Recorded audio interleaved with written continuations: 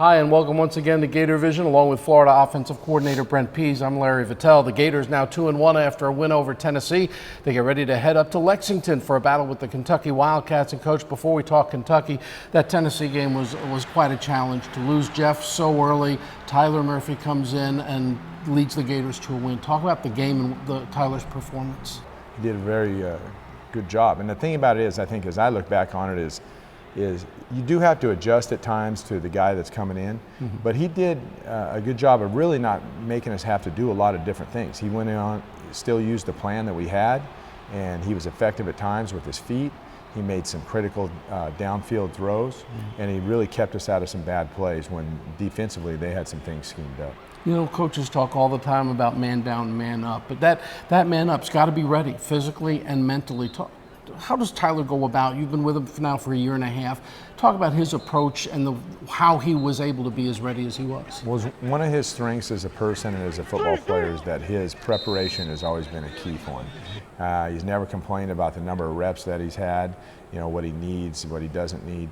So he's always gone out with the approach every day that he is a starter. And sometimes you don't get all those reps when you're not starting. But, you know, going through camp and Jeff having the injury like he did early, I think helped us. That gave him all those opportunities. He took advantage of that. You know, the off week helped him. You get more reps at that time, getting the other kid prepared.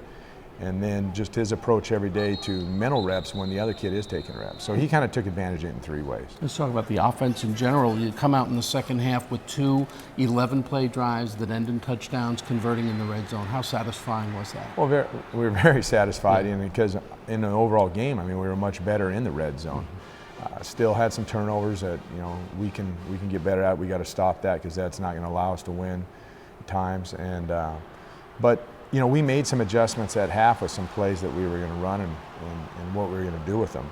And the kids executed them real well. So very happy with you know, putting the finishing touch on the drives. So you head up to Lexington for the first SEC road game, and kind of a homecoming of sorts for you. You've spent some time up there. What are your thoughts about it? I love Lexington. I mean, it's a great institution. I really enjoyed, I guess, breaking into the SEC at that time, and my experience. I've always kept in touch and developed very close friends with you know, some people there, and I've always stayed in touch with them and tried to take an opportunity to get up there, you know, more in the springtime when I can, to see some friends in horse racing that goes on and stuff. So Lexington's a great place. What about this Kentucky defense? New head coach who's defensive oriented. Looking at them, it seems like the strength is up front. Your assessment of them? Well, I think they got some good players in different spots. They got number 40, their linebacker, Williamson, and you know, Cobble's still the nose tackle that we played against last year, and really Dupree is with strength of their D-line, who can play backer as well as defensive end. I think Lowry, their safety, number 5, is a great player.